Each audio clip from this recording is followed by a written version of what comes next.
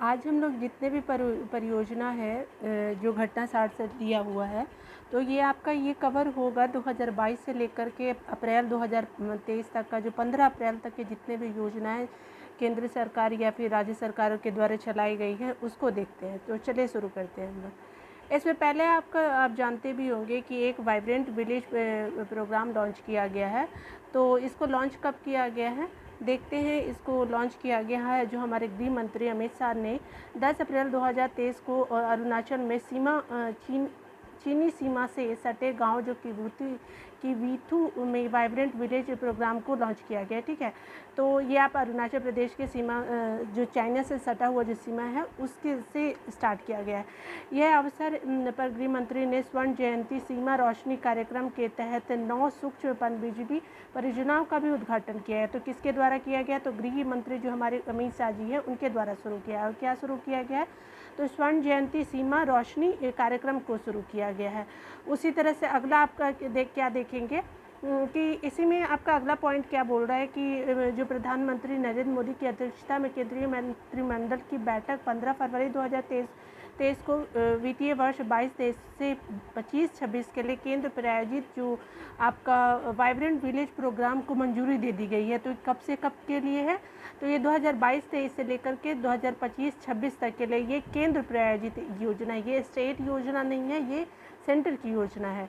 तो उसी तरह से अगला इसी में आपका पॉइंट बोल रहा है क्या कि कार्यक्रम जो है वो उद्देश्य जो है वो 4 राज्यों और एक केंद्र शासित जो प्रदेश है के 19 जिलों के 46 सीमावर्ती इलाकों के 2967 गाँव को विकसित करना है। ठीक है, यानी कहने का राज्य कितने हैं? तो 4 है, और एक जो है वो केंद्र शासित प्रदेश के 19 जिलों के जो सीमावर्ती 46 ब्लॉक है, और उसके साथ गांव कितने हैं? तो 2967 गांवों को विकसित करना है। ये राज्य जो है वो कौन से है? तो देख लीजिए, आपका जो है केंद्र शासित जो प्रदेश है उसमें अरुणाचल प्रदेश, हिमाचल प्रदेश, सिक्किम, उत्तराखंड और आपका लद्दाख जो उत्तरी सीमा से सटे हुए जो है। ठीक है, तो राज्य हो गए आपके, और एक क्या हो गया? यूटी हो गया।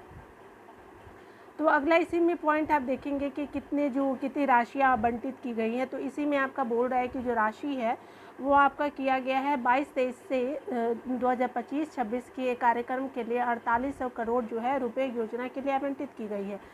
अगला इसी में आपका पॉइंट बोल रहा है कि पहले चरण में व्यापक विकास के लिए 662 सीमावर्ती गाँवों की पहचान की गई है। यानी गाँवों की कितना पहचान गई है जो सीमा से लगे हुए हैं? तो 662 गाँवों की पहचान की गई है। इसी में अगला आपका पॉइंट क्या बोल रहा है कि उत्तरी सीमा पर स्थित ब्लॉकों के गाँवों का व्यापक विकास इस प्रकार चिन्हित सीमावर्ती गाँवों में रहने वाले लोगों के जीवन की गुणवत्ता में सुधार, इससे लोगों को सीमावर्ती जो क्षेत्र में अपने मूल स्थानों में रहने के लिए प्रोत्साहन करने में मदद करेगी। यानी कहने का मतलब कि जो सीमावर्ती क्षेत्र में जो लोग रह रहे हैं वहाँ के मूल स्थान के निवासी है, तो उनको बहुत ही उनके जीवन को बहुत ही गुणवत्तापूर्ण पूर्वक जो है वो फैसिलिटी प्रदान करेगा। जितने भी कनेक्टिविटी है वो सब उन गाँवों तक पहुँच पाएगी, और वो शेष भारत से भी जुड़ पाएंगे इस तरह से। उसी तरह से अगला आपका सुरक्षित शहर परियोजना एक चलाई गई है। ये भी क्या है? वो केंद्रीय गृह और अधिकारिता मंत्री जो अमित शाह ने आपका क्या स्टार्ट किया है कि ये इसको स्टार्ट किया है। बेंगलुरु कर्नाटक में सुरक्षित शहर परियोजना का 3 मार्च 2023 को शुभारंभ किया गया है। ठीक है, तो ये कहाँ से किया गया है? तो सुरक्षित शहर परियोजना कर्नाटक के बेंगलुरु से स्टार्ट किया गया, और स्टार्ट करने वाले मंत्री कौन है? अमित शाह जी हैं, और ये 2023 की ही परियोजना है। अगले देखेंगे इसी पॉइंट में आपका क्या बोल रहा है कि सेफ सिटी परियोजना को 8 शहरों में ट्रायल के तौर पर चालू किया जा रहा है। उसी तरह से आपका है कि जो केंद्र सरकार कितनी पैसे खर्च करेगा, तो वो आपका 6067 करोड़ रुपए जो है वो केंद्र के द्वारा खर्च किए जाएंगे। बजट आवंटन कितने रुपए किए गए हैं इस परियोजना के लिए? 2840 करोड़ रुपए जो है वो बजट में आवंटित किए गए हैं। उसी तरह से इसी में आपका कुछ निगरानी कैमरे भी लगाए जाएंगे। जो पहले चरण में क्या किया जाएगा? तो 4100 निगरानी कैमरे लगाए जाएंगे, और कैमरे से लैस 8 ड्रोन वाला सबसे आधुनिक कमांड सेंटर बेंगलुरु में स्थापित किया जाएगा। तो इस तरह से आपका जो है वो 4100 के करीब कैमरे लगाए जाएंगे और जो कैमरे से लैस 8 ड्रोन वाले जो है वो कमांड सेंटर भी होंगे। और कहाँ पे होंगे? तो बेंगलुरु में होंगे।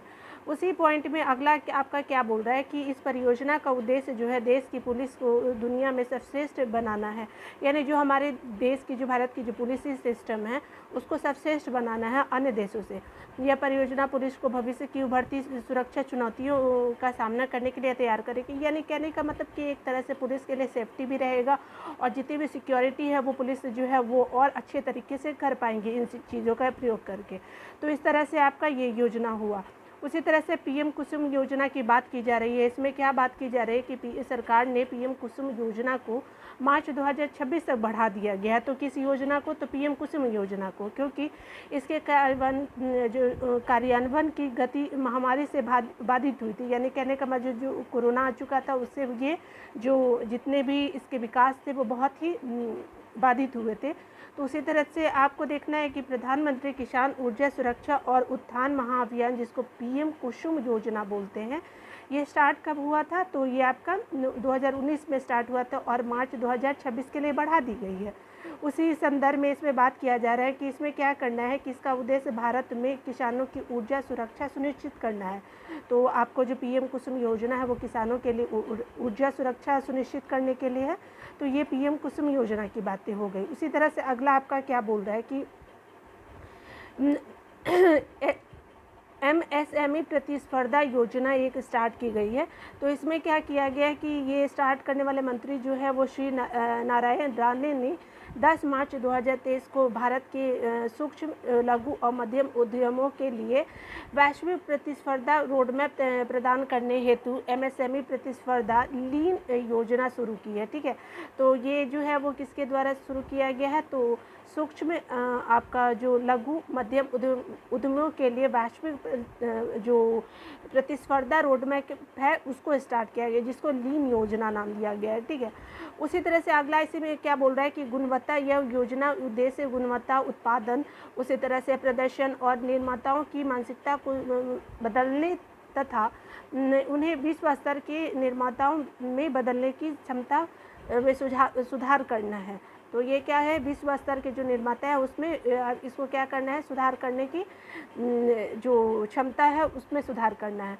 उसी तरह से अगला क्या बोल रहा है? इसका लक्ष्य जो है ग्राहक को जब इसकी आवश्यकता हो और जितनी मात्रा में आवश्यकता हो एक दोष मुक्त उत्पाद एवं सेवा प्रदान करना है।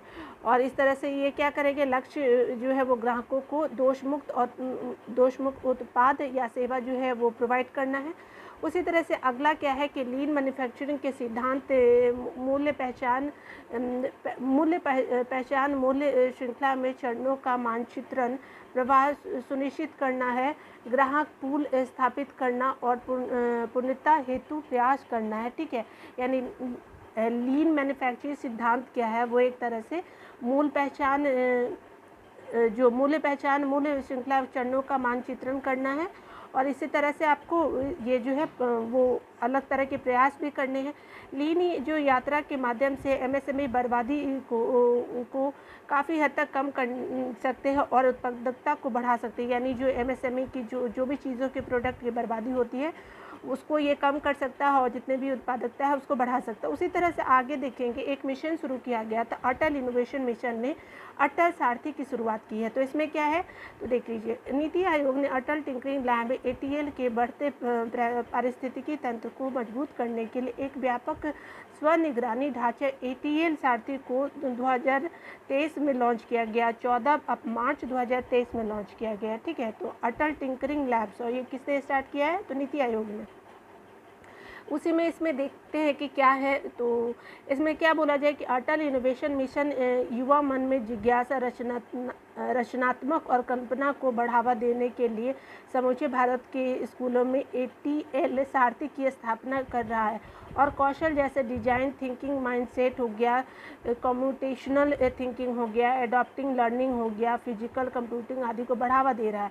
ठीक है, और अगला क्या है? ATL स्थापित करने के लिए जो AIM ने अटल टिंकरिंग लैब यानी ATL स्थापित करने के लिए कितने वित्त पोषित किया जाएंगे, तो 10,000 स्कूलों को वित्त पोषित किया जाएगा। ठीक है, तो इस तरह से स्कूलों को कितना कवर किया जाएगा, तो 10,000 के करीब कवर किया जाएगा। ठीक है, तो जितने भी फाइनेंस है वो दिए जाएंगे। इसी में अगला जो पॉइंट है उसको देख लेंगे कि क्या ये काम करेगा, कितने स्तंभों पे अटल ATL सारथी के 4 स्तंभ है जो नियमित प्रक्रिया में सुधार के माध्यम से ATL के प्रदर्शन में वृद्धि सुनिश्चित करेगा, जैसे कि एक स्वयं रिपोर्टिंग डैशबोर्ड जिसे माई ATL डैशबोर्ड के रूप में जाना जाएगा। ठीक है, तो ये स्वयं रिपोर्टिंग डैशबोर्ड जिसे माई ATL डैशबोर्ड के रूप में जाना जाता है। ठीक है, और उसमें अगला क्या है कि जो इसके अलावा अन्य 3 स्तंभ है, क्या है, अनुपालन मानक संचालन प्रक्रिया है। अगला है स्कूलों के लिए वित्तीय और गैर वित्तीय अनुपालन सुनिश्चित करना है, तथा क्लस्टर आधारित जो दृष्टिकोण प्रासंगिक स्थानीय अधिकारियों के सहयोग से ATL को ऑन ग्राउंड सक्षम बनाना है। ठीक है, तो इस तरह से क्या है कि आपका 3 स्तंभ ये हो गए। उसी तरह से अगला क्या है कि प्रदर्शन क्षमता मैट्रिक्स को, जो आपका जो प्रदर्शन क्षमता मैट्रिक्स जो स्कूलों को उनके प्रदर्शन का विश्लेषण करने के लिए स्वामित्व प्रदान करता है, ये अटल सारथी का 4 स्तंभ है। ठीक है, तो इस तरह से ये 4 स्तंभ हो गए। अटल इनोवेशन मिशन के तहत 1000 अटल टिंकरिंग लैब्स की स्थापना की जाएगी। उसी तरह से आपका अगला पॉइंट बोल रहा है क्या, 101 अटल इंक्यूबेशन सेंटर की स्थापना की जाएगी, 50 अटल सामुदायिक केंद्र की स्थापना की जाएगी। अटल न्यू इंडिया चैलेंज के माध्यम से 200 स्टार्टअप्स को समर्थन आदि शामिल है, यानी कहने का मतलब कि 200 स्टार्टअप्स को ये क्या देगा, वो समर्थन देगा। ठीक है, और अगला क्या है कि ATL क्लस्टर का उद्देश्य सक्षम और निगरानी के लिए एक स्व टिकाऊ मॉडल प्रदान करना है, जिसमें ATL और स्थानीय प्राधिकरण एक विशेष क्षेत्र में 20-30 ATL के क्लस्टर बनाने के लिए ज़मीन पर एक दूसरे के साथ मिलकर काम करते हैं। ठीक है, तो ATL क्लस्टर का उद्देश्य क्या है, सक्षम और निगरानी के लिए एक स्व टिकाऊ मॉडल प्रदान करेगा और अटल और स्थानीय प्राधिकरण के एक विशेष क्षेत्र में 20 या 30 ATL के क्लस्टर बनाने के लिए ज़मीन पर एक दूसरे के साथ मिलकर काम करेंगे। उसी तरह से इसी में आगे पॉइंट क्या बोल रहा है कि ये अटल प्रशिक्षण जो है वो सहायता करेगा, प्रशिक्षण देगा, सहायता करेगा घटनाओं और संभावनाओं के माध्यम से एक दूसरे से सीख सकते हैं, यानी मतलब एक दूसरे जितने भी चीज़ें हैं, संभावनाएं क्या क्या फ्यूचर में हो सकती हैं, जो भी इवेंट्स है, जो भी घटना होने वाले, उससे भी ये सीख सकते हैं। एक पायलट प्रोजेक्ट के रूप में AIM ने कर्नाटक और गुजरात जैसे क्षेत्रों में विभिन्न सहयोगियों के साथ ATL सारथी को क्रियान्वित किया गया है। तो ये पायलट प्रोजेक्ट कहाँ शुरू किया गया है, तो कर्नाटक और गुजरात में शुरू किया गया। अगला आप देखेंगे कि एक आपका जो फाइलेरिया से निपटने के लिए MDA अभियान शुरू किया है। तो आपसे पूछ सकता है MDA अभियान किस रोग से संबंधित है, ये फाइलेरिया से संबंधित है। तो आप जैसा कि जानते हैं दोस्तों, यहाँ पे हम लोग क्या करते हैं कि थोड़ा सा कलर इसका चेंज कर लेते हैं, तो 1 मिनट रुक जाइएगा। ठीक है, तो इसमें क्या बोल रहा है कि जो हमारे स्वास्थ्य मंत्री हैं मनसुख मांडविया जी ने क्या किया है कि एक राष्ट्रव्यापी मास ड्रग एडमिनिस्ट्रेशन MDA अभियान शुरू किया है। तो ये किसके लिए है, तो फाइलेरिया के लिए है। उसी तरह से आपका इसमें क्या बोल रहा है कि उसका उद्देश्य क्या करना है कि विशेष रूप से 10 प्रभावित राज्यों में फाइलेरिया रोधी दवाओं के घर घर वितरण के लिए फाइलेरिया रोग के प्रसारण को समाप्त करना है। यानी 10 प्रभावित जो राज्य हैं उनको क्या करना है कि जितने भी मेडिसिन है घर घर तक पहुंचाया जाएगा। और देख लीजिए कि राज्य कौन कौन से हैं, तो बिहार है, छत्तीसगढ़ है, बिहार, छत्तीसगढ़, उसी तरह से झारखंड, महाराष्ट्र, उत्तर प्रदेश, पश्चिम बंगाल, कर्नाटक आदि ने संयुक्त रूप से इस पहल की शुरुआत की है। ठीक है, यानी ये सब राज्य जो है वो एक साथ स्टार्ट किए हैं।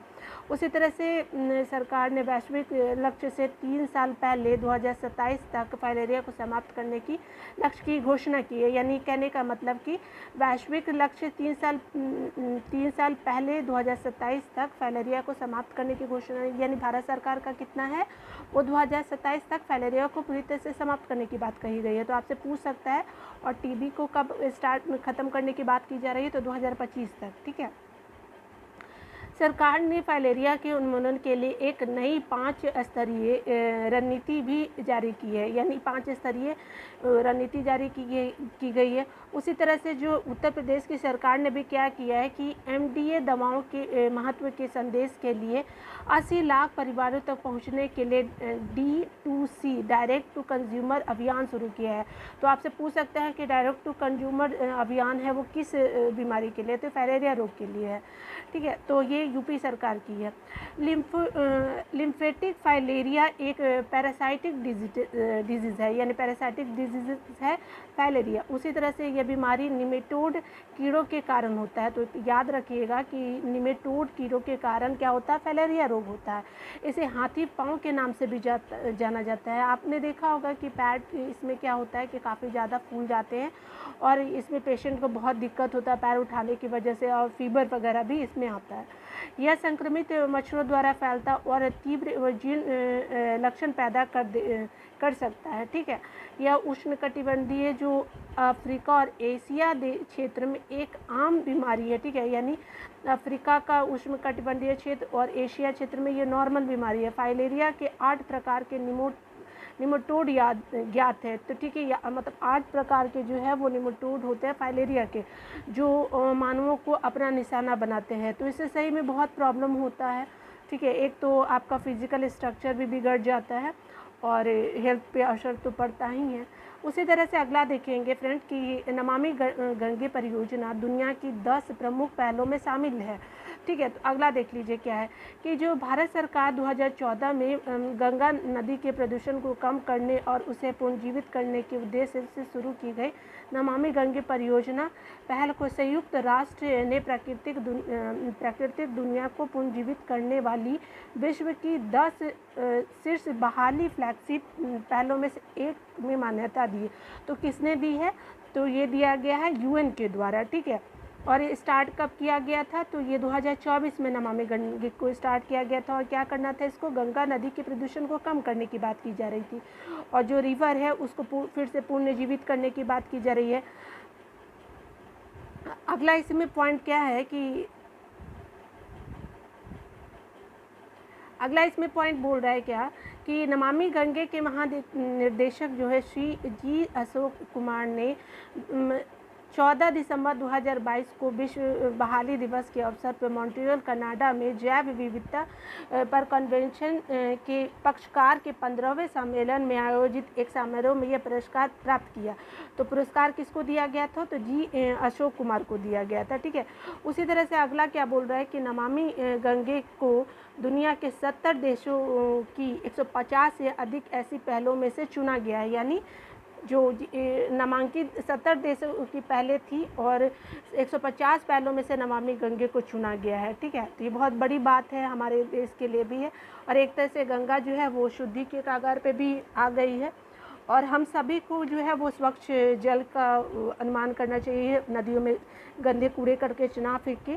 तो ये बहुत इंपॉर्टेंट चीज़ें हैं, हम सभी के पहलों से किए जा सकते हैं ये सब। चुनी गई 10 परियोजनाओं या पहलों को संयुक्त राष्ट्र द्वारा परामर्श और वित्त पोषण दिया गया है, यानी फाइनेंस दिया जाएगा, अब दिया जाएगा क्योंकि ये चुना गया है। और इससे क्या होगा, इन्हें इन पारिस्थितिकी बहाल कर यूएन के बैनर तले चुना गया है और यूएनओ के पर्यावरण कार्यक्रम और संयुक्त राष्ट्र खाद्य एवं कृषि संगठन द्वारा समन्वित वैश्विक आंदोलन है। ठीक है। तो ये क्या है, वो बहुत इम्पोर्टेंट है। अगला देख लीजिए इसमें क्या बोल रहा है कि जो राष्ट्रीय स्वच्छ गंगा मिशन ने पहले भी ग्लोबल वाटर इंटेलिजेंस 3 द्वारा ग्लोबल वाटर अवार्ड 2019 में public water agency of the year award जीता था, यानी जो राष्ट्रीय स्वच्छ गंगा मिशन ने 2019 में भी अवार्ड जीता था। उस अवार्ड का क्या नाम था आपका, तो ग्लोबल वाटर अवार्ड नाम था। ठीक है। अगला आप देखेंगे क्या है कि अगला आपकी बात की जा रही है कि प्रधानमंत्री कौशल को काम कार्यक्रम PMKK के प्रधानमंत्री विरासत का संवर्धन पीएम विकास योजना के रूप में नामित किया गया है। ठीक है, तो अब ये कौशल विकास को, प्रधानमंत्री कौशल को अब क्या जाना जाएगा, प्रधानमंत्री विरासत का संवर्धन यानी पीएम विकास योजना के रूप में नामित किया जाएगा। ठीक है, अगला इसी में देख लीजिए कि क्या है कि अगला इसमें बोल रहा है कि जो हमारी अल्पसंख्यक मामलों की मंत्री जो है स्मृति जुबिन ईरानी जी जो हैं, वो फरवरी ये आपका 15 दिसंबर 2022 को लोकसभा में एक प्रश्न के लिखित उत्तर में बताया कि प्रधानमंत्री कौशल को काम कार्यक्रम यानी PMKKK को अब प्रधानमंत्री विरासत का संवर्धन योजना नाम दिया गया है। यानी अब जो प्रधानमंत्री कौशल है को अब उसको किस नाम से जाना जाएगा, तो प्रधानमंत्री विरासत का संवर्धन योजना के नाम से जाना जाएगा। ठीक है,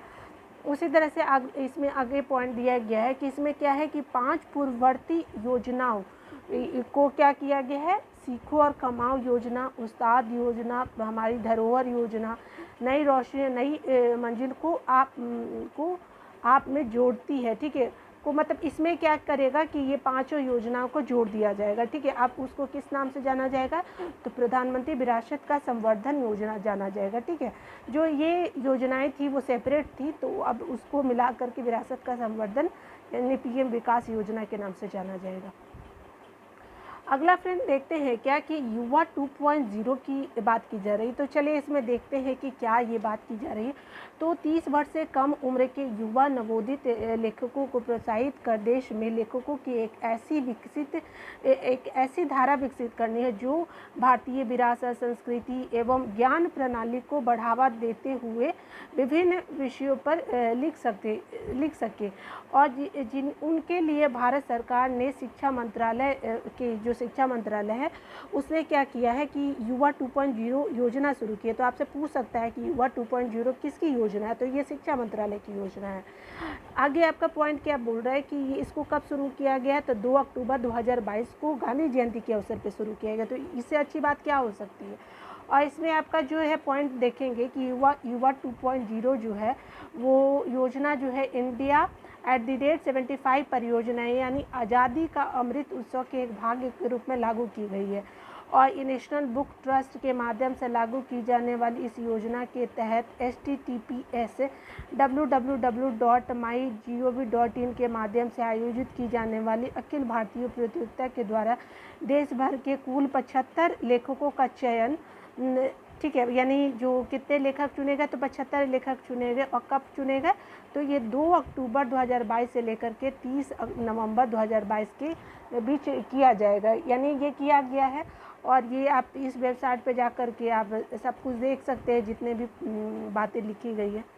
उसी तरह से आपको इसमें बात की क्या की जा रही है कि 1 मार्च जो है युवा लेखकों को 1 मार्च 2023 से 31 अगस्त 2023 के दौरान जो है वो प्रख्यात लेखकों साहित्यकारों द्वारा प्रशिक्षित किया जाएगा। यानी जो युवा लेखक है उनके जो फेमस लेखक है, आपके जो साहित्यकार है वो ट्रेंड करेंगे और चयनित उदीयमान लेखकों को उचित मेंटरशिप के तहत इस प्रकार का प्रशिक्षण एवं मार्गदर्शन प्रदान किया जाएगा ताकि वो जो पहले से ही काफ़ी फेमस है उनसे वो बहुत सी चीज़ें सीख सके और अपने लेखक का जो शैली है वो और भी विकसित रूप में आगे बढ़ा सके।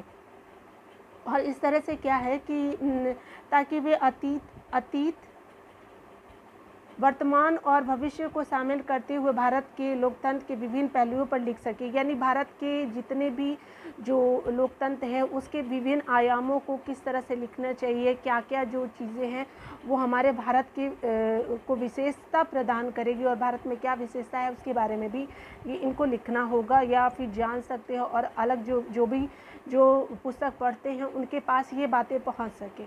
अगला क्या बोल रहा है कि प्रकाशित पुस्तकों का पहला सेट जो है वो 2 अक्टूबर 2023 को लॉन्च किया जाएगा। यानी इसी साल 2 अक्टूबर को लॉन्च किया जाएगा। इस योजना के तहत तैयार की गई पुस्तकों का अन्य भारतीय भाषा में अनुवाद किया जाएगा। यानी अगर हिंदी में है तो वो इंग्लिश में या अदर लैंग्वेज जो मराठी, तेलुगु, इस लैंग्वेज में वो उसको ट्रांसलेट किया जाएगा। और ये जिसमें एक भारत श्रेष्ठ भारत को बढ़ावा मिलेगा। यानी कहने का मतलब कि एक भारत और श्रेष्ठ भारत की जो बात की जा रही है तो युवा 2.0 से भी और विकास हो सकता है। उसी तरह से अगला देखेंगे, मिशन स्कूल ऑफ एक्सीलेंस की बात की जा रही है। एक योजना शुरू की गई है। तो यह मिशन विशेषज्ञ गुजरात में स्मार्ट कक्षा कंप्यूटर प्रयोगशालाओं की स्थापना और राज्य में स्कूलों की बुनियादी ढांचे के माध्यम से शिक्षा व्यवस्था को मजबूत करने के लिए शुरू किया गया है। ठीक है, तो ये गुजरात में स्पेशली शुरुआत किया गया है। और इसको क्या है कि इसको जो है इसका शुभारंभ जो है नरेंद्र मोदी जी ने गांधीनगर स्थित अदालज में 19 अक्टूबर 2022 को किया और गुजरात लगभग 20,000 शिक्षकों एवं प्रबंध समिति के सदस्य इस कार्यक्रम में शामिल हुए थे। यानी बहुत सारे शिक्षक के जाने माने आए इस ये में जो कार्यक्रम किया जा रहा था। उसी तरह से अगला क्या बोल रहा है कि मिशन ऑफ एक्सीलेंस परियोजना के तहत गुजरात सरकार अगले 5 वर्षों में क्या करेगा, सरकार एवं अनुदान प्राप्त स्कूलों में नए क्लासरूम बनाएंगे, स्मार्ट क्लासरूम होगा, नए कंप्यूटर प्रयोगशालाएं होगी का 1,000 करोड़ रुपए खर्च करेगी। और कौन खर्च करेगा, तो ये आपका गुजरात सरकार खर्च करेगी। और मिशन कौन सा है, मिशन स्कूल ऑफ एक्सीलेंस परियोजना के द्वारा। ठीक है, तो ये आपका बहुत इंपॉर्टेंट अच्छा इनिशिएटिव है। दूसरे राज्यों को भी सीखना चाहिए कि शिक्षा में जो हम बात करते हैं कि कैसे शिक्षा में सुधार किया जाए, वो इसी बहुत ही अच्छा एग्जाम्पल सेट कर सकते हैं। उसी तरह से आप अगला देखेंगे कि विश्व बैंक एवं एशियाई इंफ्रास्ट्रक्चर डेवलपमेंट बैंक AIIB ने इस परियोजना के लिए 7500 करोड़ रुपए ऋण मंजूर किए। तो कौन सी जो है वो मंजूर करेगी संस्था, तो आपकी एशियाई इंफ्रास्ट्रक्चर डेवलपमेंट बैंक और वर्ल्ड बैंक भी करेगी। और कितनी राशि करेगी, तो 7500 करोड़ करेगी। ठीक है, इस परियोजना से अगले 5 वर्षों में लगभग 1 करोड़ स्कूली विद्यार्थियों को लाभान्वित होने का अनुमान है। यानी 5 वर्षों में कितने 1 करोड़ स्टूडेंट जो होंगे वो लाभान्वित होंगे। ठीक है, अगला इसी में आपका अगला पॉइंट क्या है कि एक अभियान शुरू किया गया इन आवर लाइफ टाइम आपका शुरू किया गया। तो देखिए ये किसकी योजना है, तो ये पर्यावरण वन और जलवायु परिवर्तन मंत्रालय तथा संयुक्त राष्ट्र विकास कार्यक्रम UNDP के तहत प्राकृतिक इतिहास के राष्ट्रीय संग्रहालय NMNH ने संयुक्त रूप से इन आवर लाइफ टाइम अभियान शुरू किया है। ठीक है, तो इन आवर लाइफ टाइम जो अभियान है वो 2 मंत्रालय मिलते हैं, एक आपका पर्यावरण और जलवायु मंत्रालय है और एक जो है UNDP मंत्रालय मिल करके एक प्राकृतिक इतिहास के लिए ये संग्रहालय जो इन आवर लाइफ टाइम अभियान शुरू करते हैं। तो आपसे पूछ सकता है, तो ये दोनों मंत्रालय को आप याद रखिएगा। और इसमें आयु वर्ग कितने हैं, तो 18 से लेकर के 23 वर्ष की आयु के बीच के युवाओं को अस्थायी जीवन शैली के संदेश वाहक बनने के लिए मान्यता देता है। ठीक है, तो याद रखिएगा 18 से 23 साल है। इसी अभियान को COP27 के दौरान शर्म अल शेख में इंडिया पवेलियन में लॉन्च किया गया था। जो मिस्र में हुआ था COP27, वहीं इसकी बात की गई थी, इसको लॉन्च किया गया था। उसी तरह से अगला इसमें बोल रहा है कि यह अभियान दुनिया भर के युवाओं के क्लाइमेट एक्शन के विचारों के लिए एक वैश्विक आह्वान देता है, जो पर्यावरण के प्रति जागरूक जीवन जीने के लिए भावुक एवं चिंतित है। यानी जितने भी जो पर्यावरण परेशानियां हो रही हैं उसके लिए ये एक किस तरह से फ्रेमवर्क लाया जा सकता है, इसकी बात की जा रही है। इस अभियान के तहत युवाओं को अपने जलवायु कार्यक्रम को प्रस्तुत करने के लिए प्रोत्साहित किया जाएगा और इसके क्या किया जाएगा, उनकी क्षमता के भीतर पर्यावरण के लिए जीवन शैली में योगदान करते हैं। ठीक है, और जो टिकाऊ और स्केलेबल हैं और अच्छी प्रथाओं के रूप में कार्य करते हैं, जिसे विश्व स्तर पर साझा किया जा सकता है। ठीक है, यानी वर्ल्ड लेवल पे इसको क्या है वो मतलब साझा कर सकते हैं। उसी तरह से एक PM डिवाइन योजना स्टार्ट की गई थी। आप देखिए क्या है PM डिवाइन योजना, तो इसको स्टार्ट किया गया तो पूर्वोत्तर क्षेत्र के लिए प्रधानमंत्री की विकास पहल है। ठीक है, यानी जो हमारे जो पूर्वी जो क्षेत्र है भारत के, तो उसके लिए ये योजना लाई गई थी। तो केंद्रीय मंत्रिमंडल ने कब लाया, 12 अक्टूबर 2022 को इस योजना को लाया गया है। और 6,600 करोड़ रुपए लागत वाली इस योजना की समय अवधि कब है, तो 2022 से लेकर के 2022-23 से लेकर के 25-26 यानी जो 15वें वित्त आयोग की सेवा की शेष 4 वर्षों की अवधि तक है, ठीक है। यानी आप इसका टाइम पीरियड क्या है, तो 22-23 से लेकर के 25-26 तक की है, ठीक है। और उसी तरह से आपका क्या है, पूर्वोत्तर जो पीएम डिवाइन योजना है, पूर्वोत्तर क्षेत्र विकास मंत्रालय द्वारा पूर्वोत्तर परिषद या केंद्रीय मंत्रालय द्वारा लागू की जाएगी। और अगला क्या है, योजना का लक्ष्य जो है बुनियादी ढांचे का निर्माण, उद्योग एवं सामाजिक विकासिक परियोजनाओं को सहयोग।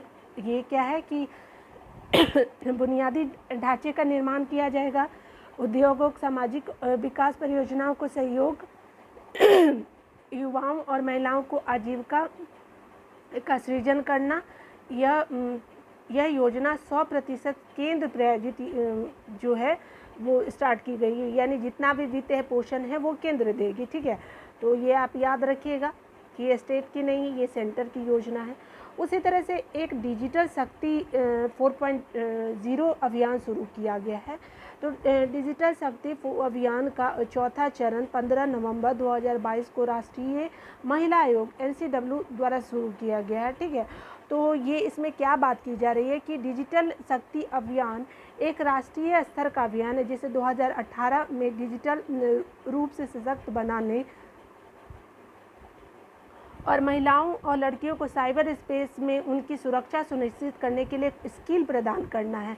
और ये क्या है कि एक अखिल भारतीय परियोजना के रूप में कार्य करना है, यानी जितने भी विमेन हैं, जो गर्ल है, उनको साइबर स्पेस के बारे में उनको स्किल देना है, ठीक है। उसी तरह से और ये योजना किसकी है, तो ये योजना NCW की है। और इसमें क्या किया जाएगा, देख लीजिए कि राष्ट्रीय महिला आयोग ने इस अभियान को साइबर पीठ फाउंडेशन और मेटा के सहयोग से लॉन्च किया है, ठीक है। तो मेटा के सहयोग से इसको लॉन्च किया गया है, महिला आयोग ने किया है, राष्ट्रीय महिला आयोग ने साइबर पीठ फाउंडेशन और मेटा के सहयोग से इसको किया गया है, ठीक है। तो डिजिटल शक्ति 4.0 महिलाओं को डिजिटल रूप से कुशल बनाने, ऑनलाइन किसी अवैध अनुचित गतिविधियों के खिलाफ खड़े होने के लिए जागरूक करने का केंद्रित है। यानी कहने का मतलब कि जितने भी इस तरह की जो फ्रॉड्स वगैरह होते हैं विमेंस के साथ, तो उनके लिए ये सेफ्टी प्रदान करेगा। उसी तरह से एक पेशा अधिनियम आया है। तो देख लीजिए क्या हुआ है कि आदिवासी आबादी के शोषण को रोकने के लिए मध्य प्रदेश सरकार द्वारा panchayat extension to scheduled area, जिसको पेशा एक्ट बोला जा रहा है, को लागू किया गया। तो किसकी सरकार ने किया, तो मध्य प्रदेश की सरकार ने की है। और ये किसके लिए, आदिवासी आबादी है उनके शोषण को रोकने के लिए। यह जो अधिनियम के कार्यान्वयन की औपचारिक घोषणा बिरसा मुंडा के जन्मदिन के दिन मनाए जाने जनजाति गौरव दिवस 15 नवंबर के अवसर पर शुरू किया गया। यानी ये 15 नवंबर को शुरू किया गया है, जो बिरसा मुंडा के जन्मदिन के अवसर पे। उसी तरह से एक योजना शुरू की गई, मिशन वात्सल्य योजना शुरू की है। तो देख लीजिए इसमें क्या बोला जा रहा है कि मिशन वात्सल्य जो है वो योजना है महिला और बाल विकास मंत्रालय बच्चों के कल्याण और पुनर्वास के लिए 2009-10 में केंद्र प्रायोजित योजना मिशन वात्सल्य पूर्ववर्ती नाम जो देखिए इसका नाम क्या है, अभी मिशन वात्सल्य योजना है। स्टार्ट कब किया गया था, तो ये 2009-10 में एक केंद्र प्रायोजित योजना है। और जिसको पहले जाना जाता था CPS के नाम से जाना जाता था, एकीकृत बाल संरक्षण योजना इसको जाना जाता था, जिसे 2017 में बाल संरक्षण सेवा योजना नाम दिया गया था। और ये एकीकृत बाल संरक्षण को क्या नाम दिया गया है, बाल संरक्षण सेवा योजना, और जिसको 21-22 में मिशन वात्सल्य के रूप में बदल दिया गया है। यानी 2021-22 से अब मिशन वात्सल्य के रूप में इसको जाना जाएगा। देख लीजिए कि इसमें क्या बातें की जा रही है। इसमें बातें की जा रही है कि इसको नामित 21-22 में नामित किया गया, और इसमें क्या किया जा रहा है कि इस योजना को लागू करने को लेकर राज्यों को दिशा निर्देश 5 जुलाई 2022 को जारी किए गए हैं। उसी तरह से अगला क्या बोल रहा है कि लागू करने के लिए राज्यों को ये जारी किया गया है, 2022 को जारी किया गया है कि राज्य इसको कैसे लागू करेंगे, जो भी दिशा निर्देश है। उसी तरह से अगला इसमें क्या बोल रहा है कि मंत्रालय ने इस योजना के विस्तृत दिशा निर्देश जारी करते हुए राज्यों, केंद्र शासित प्रदेशों के प्रशासकों से वर्ष 2022-23 के लिए इस संबंध में वित्तीय नियम दिशा निर्देश के आधार पर अपने वित्तीय प्रस्ताव और योजनाओं तैयार करने के लिए कहा है, ठीक है। और इस तरह से योजना तैयार करने की बात की गई है। उसी तरह से इसमें क्या क्या बोल रहा है कि मिशन वात्सल्य का लक्ष्य भारत के हर एक बच्चों के लिए एक स्वस्थ व खुशहाल बचपन सुनिश्चित करना, यानी हर एक बच्चे का एक जो हक है वो खुशहाल बचपन है। सारे बच्चे चाहते हैं कि वो स्वस्थ रहे और खुशहाल रहे। कोई भी बच्चा के लिए ये बहुत दुख की बात है कि वो दुखी रहे, ताकि उन्हें अपने पूर्ण क्षमता का पता लगने के लिए अवसर प्रदान किया जा सके। तो ये सरकार की एक इनिशिएटिव है मिशन वात्सल्य। देख लीजिए उसमें क्या किया जाएगा कि इस योजना के तहत प्रत्येक क्षेत्र में बच्चों के विकास की सहायता के लिए सहायता प्रदान की जाएगी, जिसका उद्देश्य उनके लिए ऐसी संवेदनशील, समर्थनकारी और समकालिक इको व्यवस्था स्थापित करना है जिसमें उनका पूर्ण विकास संभव हो सके, यानी उनका जो टोटल डेवलपमेंट हो, एक बच्चे का किस तरह से मानसिक शारीरिक रूप से जो विकास हो वो सुनिश्चित किया जाएगा। और ये इसके साथ ही केंद्र सरकार राज्य और केंद्र शासित प्रदेशों को किशोर न्याय कानून 2015 के अनुरूप सुविधाएं उपलब्ध कराने और सतत विकास लक्ष्यों को प्राप्त करने में मदद करती है। ठीक है, ये नहीं क्या है कि किशोर न्याय कानून 2015 के अनुरूप सुविधाएं उपलब्ध कराने तथा सतत विकास लक्ष्यों को प्राप्त करने में मदद करती है। ठीक है, और अगला क्या है कि आप देखिए इसमें क्या बोल रहा है कि मिशन वात्सल्य अंतिम उपाय के रूप में बच्चों के संस्थागतकरण के सिद्धांतों के आधार पर कठिन परिस्थितियों में बच्चों की परिवार आधारित गैर संस्थागत देखभाल को बढ़ावा देगा, यानी जिसकी फैमिली नहीं है उसके लिए भी इम्पॉर्टेंट है। तो ये गैर संस्थागत देखभाल को बढ़ावा देगा। और जैसे कहने का मतलब है कि इसमें और क्या बात की जा रही है कि सभी राज्यों और केंद्र शासित प्रदेशों ने अपने यहाँ इस योजना को लागू करने के लिए केंद्रीय मंत्रालय के साथ समझौता भी कर लिया है कि जो सेंटर से ये राज्य और केंद्र शासित जो है वो बात करके अपने अपने राज्य में इसको शामिल करेंगे। और इसमें फंडिंग कितने की जा रही है, तो सेंटर जो है वो 60 देगी और 40 जो है वो राज्य देंगे, यानी 60:40 का ये अनुपात रखा गया। फंड शेयरिंग पैटर्न के तहत राज्य के या केंद्र सरकारों के प्रशासन के साथ साझेदारी में केंद्र प्रायोजित योजना के रूप में लागू किया गया है। ठीक है, अगला इसमें देख लीजिए कि जो पूर्वोत्तर के 8 राज्य जो हैं और हिमाचल प्रदेश, उत्तराखंड, जो जम्मू कश्मीर हो गया, उस जो क्षेत्रों में पूर्वोत्तर में जो 8 हो गए और सिक्किम को मिला करके, और आपका जो हिमाचल, उत्तराखंड और जम्मू में 90-10 का होगा। ठीक है, यानी 90 जो है सेंटर देगी और 10 स्टेट गवर्नमेंट देगी। बिना विधानसभा वाले यूटी में 100%, यानी जो लद्दाख है वहाँ पे क्या है कि आपका 100% जो है वो सेंटर ही फंड करेगी। ठीक है, उसी तरह से अगला एक योजना शुरू किया गया है, एक राष्ट्र एक उर्वरक योजना। इसमें क्या है कि उर्वरकों की जो चोरी और कालाबाजारी रोकने के लिए इस योजना को लाया गया। कौन सा? एक राष्ट्र एक उर्वरक योजना। और कब से शुरू की गई है? तो ये महात्मा गांधी के जन्मदिन से शुरू किया गया है, 2 अक्टूबर 2022 से लागू किया जाएगा। ठीक है, और इसको क्या इसमें देख लीजिए कि इसमें क्या बात की जा रही है। एक राष्ट्र एक उर्वरक योजना के तहत उर्वरक कंपनियों को अपने बैग के केवल 1/3 स्थान पर अपना नाम, ये जो देखिए जो अपने उनका जो बैग होगा जो सेल करते हैं उर्वरक कंपनी, 1/3 पे अपना नाम लिखना होगा, ब्रांड, लोगो और अन्य प्रासंगिक उत्पाद जानकारी प्रदर्शित करने की अनुमति होगी। और 2/3 पे क्या रहेगा कि भारत ब्रांड रहेगा और PM BJP यानी प्रधानमंत्री भारतीय जन वरक परियोजना का लोगो लगाना अनिवार्य होगा। यानी 2/3 पे आप लगा सकते हैं और 1/3 पे जो है वो अपना नाम लगाइए, ब्रांड का नाम और लोगो लगा सकते हैं। ठीक है, और जो भी जानकारी आप देना चाहते हैं तो लगाइए।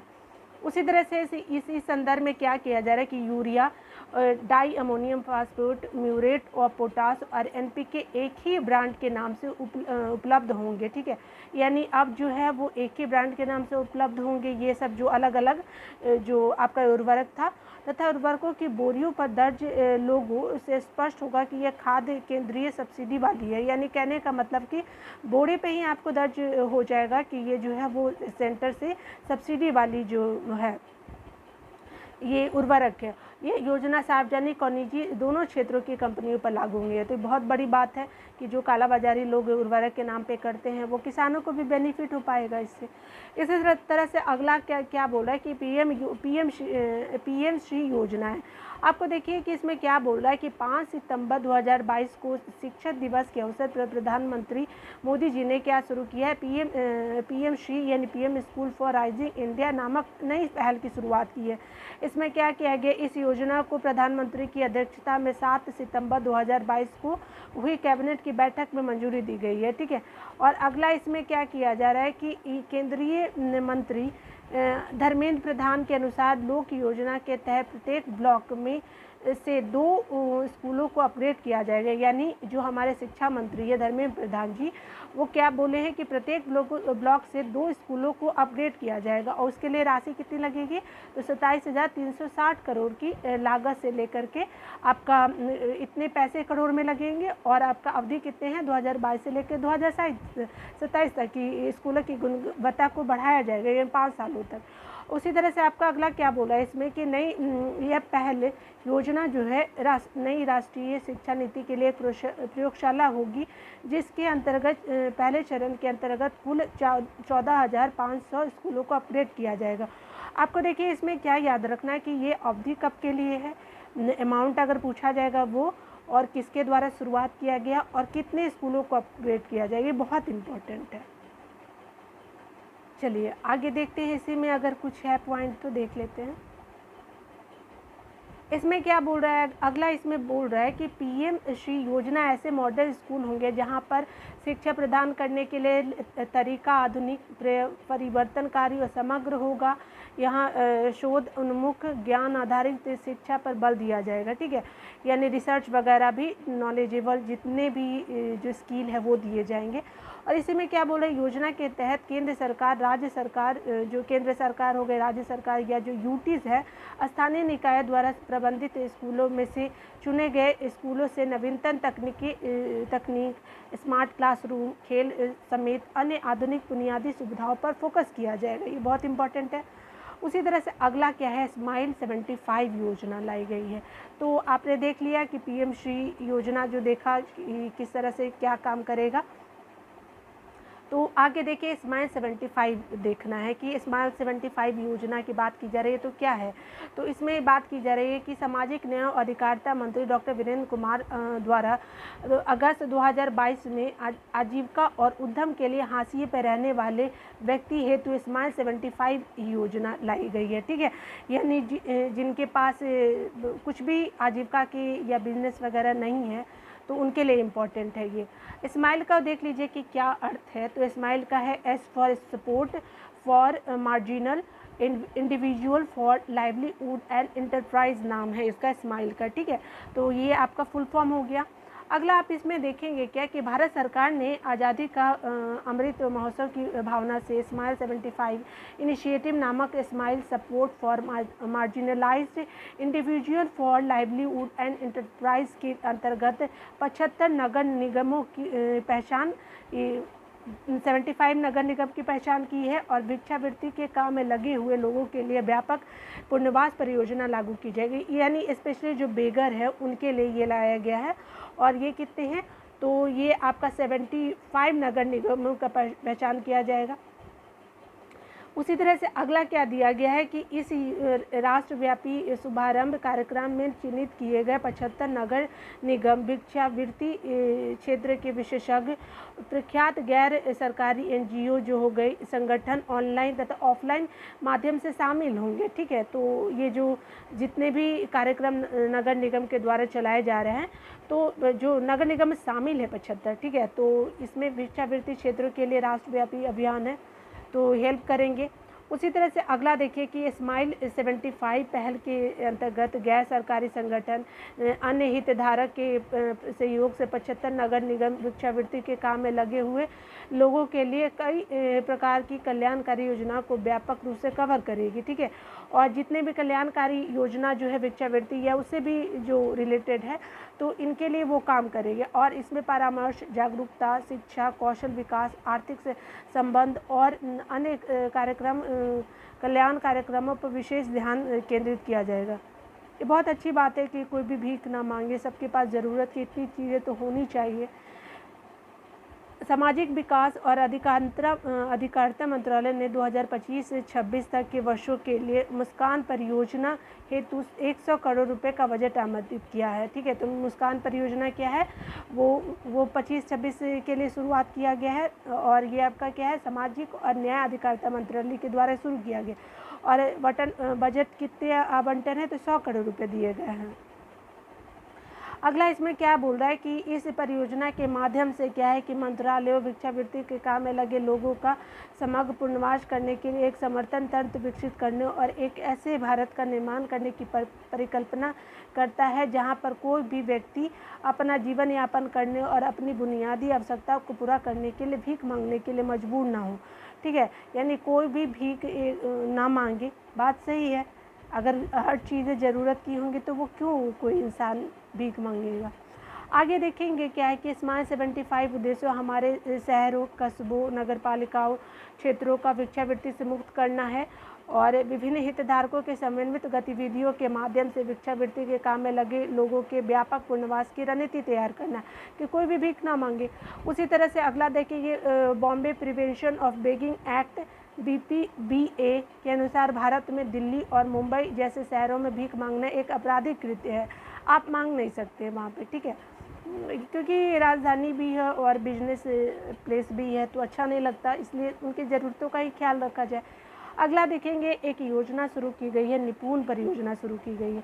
तो निपुण परियोजना के कब शुरू की है, तो 20 जून 2022 को शुरू की गई है और ये किसके द्वारा की गई है, तो केंद्रीय आवास और पर्यावरण कार्य मंत्री हरदीप सिंह पुरी के द्वारा शुरू किया गया है। और ये क्या करना है कि श्रमिकों के कौशल प्रशिक्षण के लिए निपुण नामक एक अभिनव परियोजना स्टार्ट किया गया है, यानी जितने भी श्रमिक है उसको स्किल दिया जाए, स्किल से ट्रेन किया जाए। और निपुण पहल का मुख्य उद्देश्य निर्माण श्रमिकों के कौशल को और बेहतर करने के लिए कार्य करना है। और निपुण परियोजना आवास एवं शहरी कार्यक्रम की दीनदयाल अंत्योदय योजना राष्ट्रीय शहरी आजीविका मिशन की अपनी योजना के तहत 1 लाख से अधिक निर्माण श्रमिकों को नए कौशल और अपस्किलिंग कार्यक्रम के माध्यम से जो ट्रेन करना है, स्किल देना है, एक पहल है। और ये क्या करेंगे, इसके माध्यम से निर्माण श्रमिकों को विदेशों में भी काम मिल पाएगा। तो इस तरह से वो जो है उनको स्किल ट्रेनिंग दी जाएगी ताकि वो विदेशों में अगर काम करने जाना चाहते हैं, इच्छुक है, तो वो स्किल कम से कम उनके पास हो जिससे उनको ज़्यादा अच्छे बेहतर स्कोप मिल सके। उसी तरह से देखेंगे क्या इसमें बोल रहा है कि यह पहल निर्माण श्रमिकों को अपनी क्षमताओं को बढ़ाकर और उनके कौशल में विविधता लाकर उन्हें अधिक कौशल सक्षम बनाएगी। अगला क्या बोल रहा है कि निपुण परियोजना जो है वो निर्माण श्रमिकों को बेहतर नौकरी का विकल्प भी देगी और निर्माण क्षेत्र में वर्तमान में सबसे बड़ी नियोक्ता बनने की राह पर है, यानी जितने भी निर्माण क्षेत्र है वो सबसे बड़ा नियोक्ता बनने जा रहा है। इसके लिए आपको क्या है कि आगामी जो वर्ष 45 मिलियन से अधिक योग्य श्रमिकों की आवश्यकता होगी। ठीक है, आने वाले सालों में 45 मिलियन से ज़्यादा जो है वो योग्य श्रमिकों की जो ज़रूरत है वो होगी। चलिए देख लेते हैं, अगर इसमें कम होगा तो योजना और आपका समिति भी देख ही लेते हैं हम लोग। अगर ज़्यादा नहीं होगा तो हाँ, इसको चलिए देख ही लेते, ज़्यादा पेजेस नहीं है इसमें, तो चलिए शुरू करते हैं। इसमें देखिए, इसमें अभी देखते हैं कि आयोग समितियाँ जो 2022-23 में लाई गई हैं, 22 में जो है और जो 2023 में लाई हैं, उसके लिए देख लेते हैं। ये बहुत इंपॉर्टेंट है आपके UPPCS या फिर BPSC जो जितने भी एग्ज़ाम कवर करेगी उसके लिए बहुत इंपॉर्टेंट हो, तो आप प्लीज़ इसको इग्नोर ना करें। TB सोमनाथन समिति एक बनाई गई है, तो ये किसके लिए बनाई गई है, तो देख लीजिए। एक केंद्र सरकार ने नेशनल पेंशन NPS की समीक्षा के लिए 6 अप्रैल 2023 को वित्त सचिव जो है TB सोमनाथ की अध्यक्षता में समिति का गठन किया गया। तो याद रखिएगा, ये स्पेशली जो नेशनल पेंशन प्रणाली उसके लिए गठित की गई है। और इस समिति के सदस्यों में कार्मिक सचिव होंगे, विशेष सचिव, कार्मिक विशेष सचिव हो, कार्मिक सचिव होंगे, विशेष सचिव होंगे, व्यय विभाग और pension fund regulatory of development authority के अध्यक्ष शामिल होंगे। तो आप इसको याद रखिएगा कि कार्मिक सचिव, विशेष सचिव, व्यय विभाग और पेंशन फंड रेगुलेटरी जो है वो इसके अध्यक्ष होंगे। उसी तरह से अगला क्या देख रहा है कि दे रहा है इसमें कि समिति के कार्यों में सरकारी कर्मचारी के लिए एनपीएस के वर्तमान ढांचे को किस तरह से बदलाव की आवश्यकता पर सुझाव देना है, यानी किस तरह से वो बदला जाए और किस किस कर्मचारी को बेनिफिट होगा, किस तरह से उनको बेनिफिट होगा, इसके बारे में ये बात करता है। उसी तरह से ये अपनी रिपोर्ट देंगे उस पर। और उसी तरह से आप देखिए कि जो हिंडनबर्ग मामले की जांच हेतु समिति बनाई गई है। आपने सभी देखा होगा कि अडानी हिंडनबर्ग विवाद एक हुआ, जो शेयर बाजार के विभिन्न नियामकों के पहलुओं के साथ अडानी समूह की कंपनी की जांच के लिए एक समिति का गठन किया गया। और ये क्या किया गया है, जो माननीय उच्च न्यायालय जो है वो 2023 में 2 मार्च को गठित करती है, ठीक है। और ये क्या करेंगे, शेयर बाजार के विभिन्न नियामकीय पहलुओं के साथ अडानी समूह की कंपनियों की जांच की एक समिति गठित की गई है। तो और ये क्या है, इसमें कितने सदस्य होंगे, तो 6 सदस्य होंगे और 2 माह में इसको क्या करना, रिपोर्ट प्रस्तुत करना होगा। और इसमें कौन कौन से जो अध्यक्ष हैं वो देख लीजिए। तो अध्यक्षता किनकी अध्यक्षता में की जा रही है, तो पूर्व न्यायाधीश है अभय एम सप्रे कर रहे हैं, ठीक है।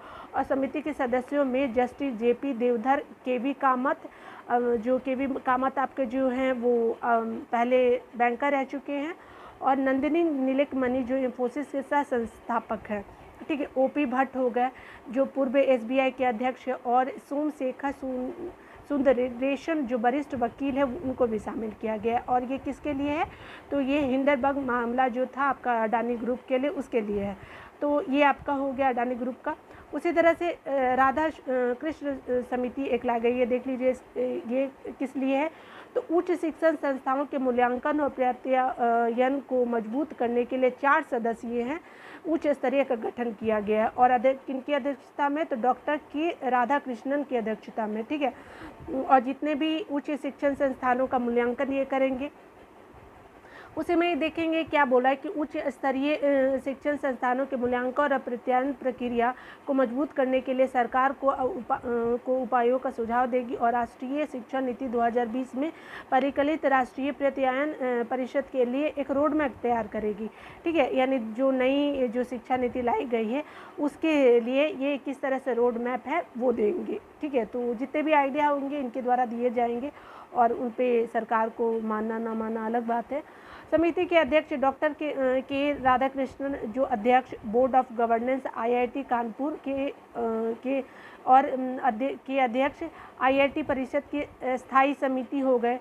आयोग के सदस्यों में शामिल है प्रोफेसर मृदुल हजारिका हैं, ठीक है। अन्य सदस्य कौन है देख लीजिए, प्रोफेसर मृदुल हजारिका है कुलपति जो महापुरुष श्रीमंत शंकर देव विश्वविद्यालय के हैं, और असम के जो ये प्रोफेसर है जो महापुरुष श्रीमंत शंकरदेव विश्वविद्यालय के असम से है ये।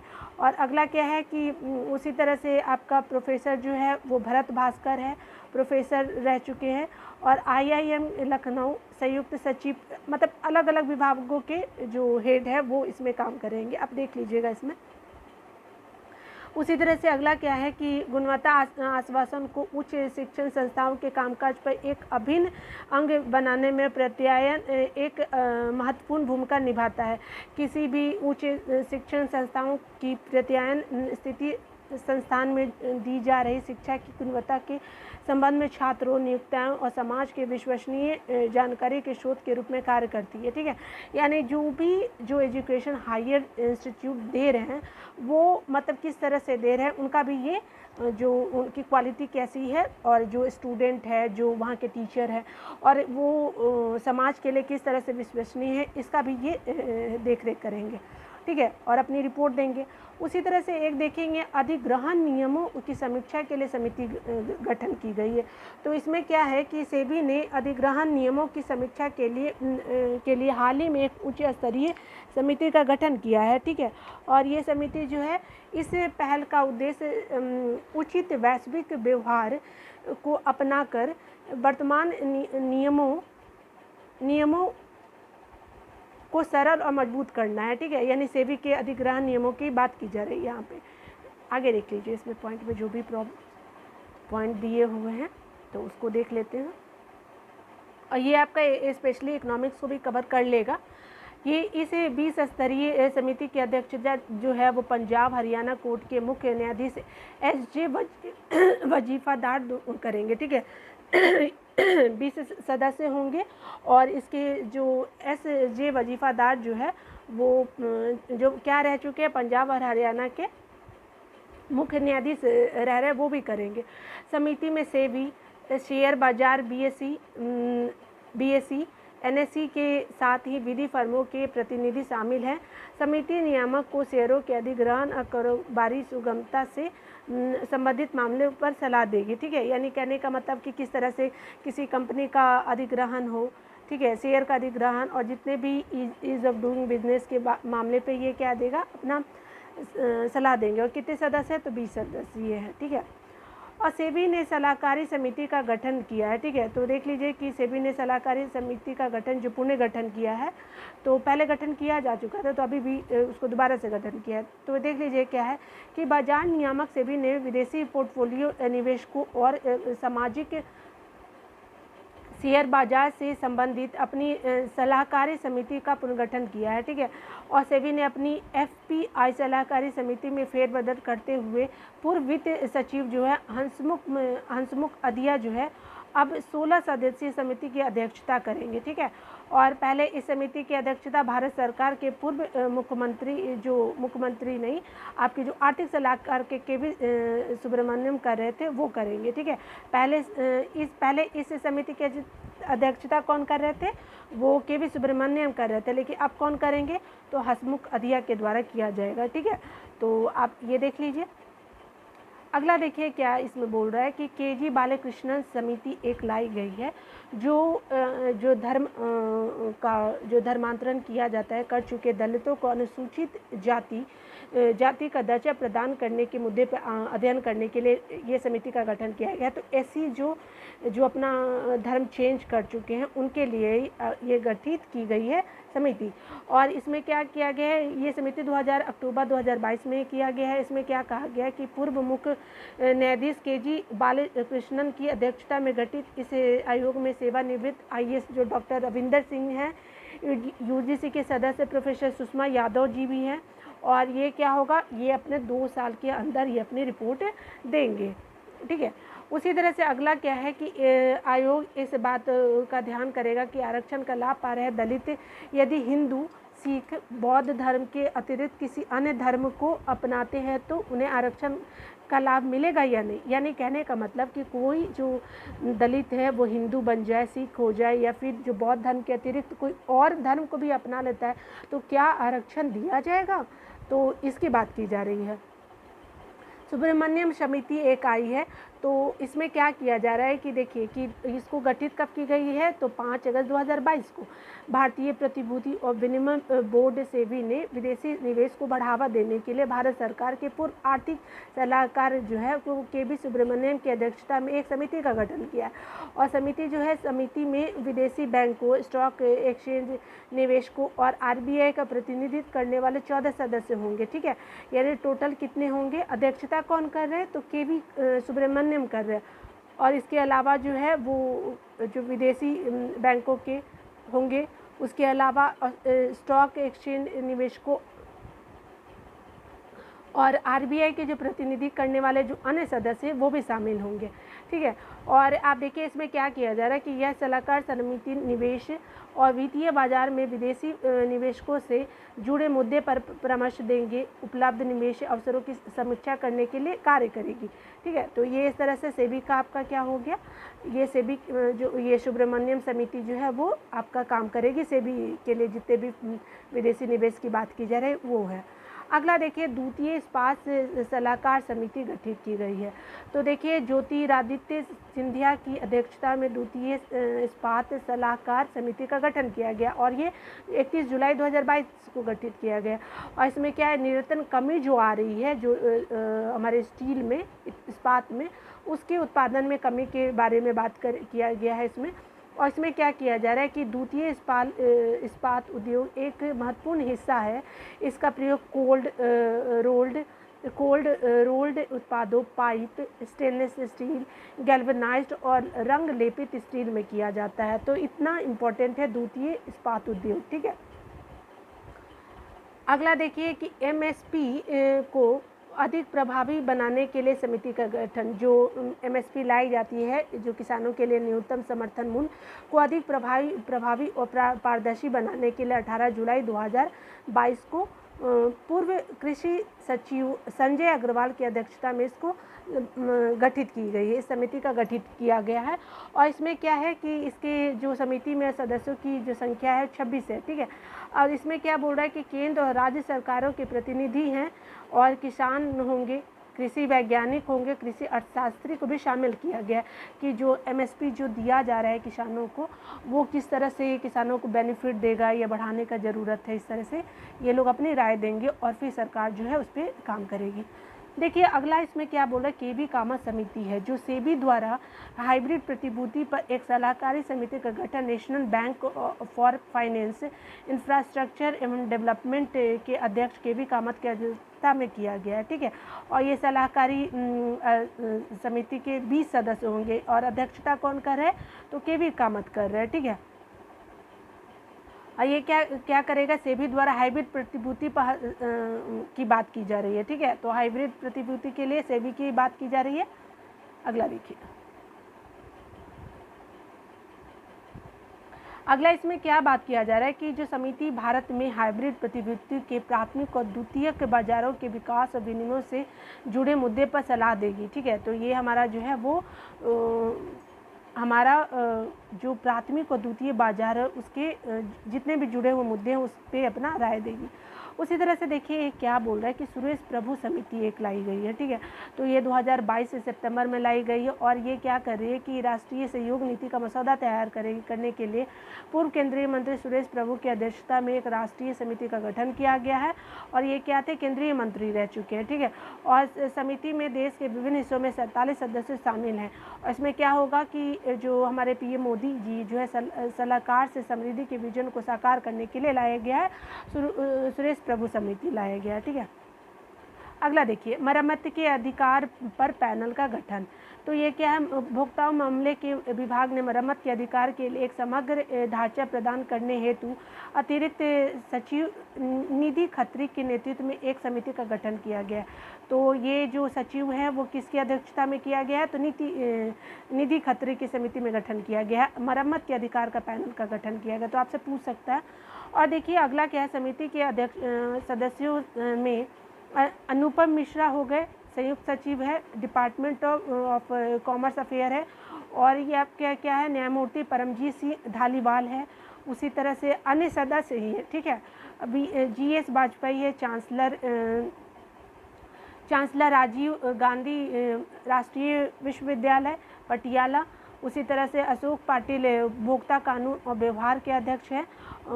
अगला क्या है, ICEA सियाम उपभोक्ता कार्यकर्ता और उपभोक्ता जैसे हितधारकों के सदस्य समूह समिति में शामिल होंगे। तो इस तरह से आपका जो है वो घटनासार का जो जितने भी योजना थी और जितने भी समिति गठित की गई थी उसके बारे में आज हम लोगों ने देखा। तो आप मेरे चैनल को सब्सक्राइब करें और इसी तरह से मैं अच्छे से वीडियो को लाते रहूँगी और आप मुझे सपोर्ट कीजिए प्लीज़। तो धन्यवाद।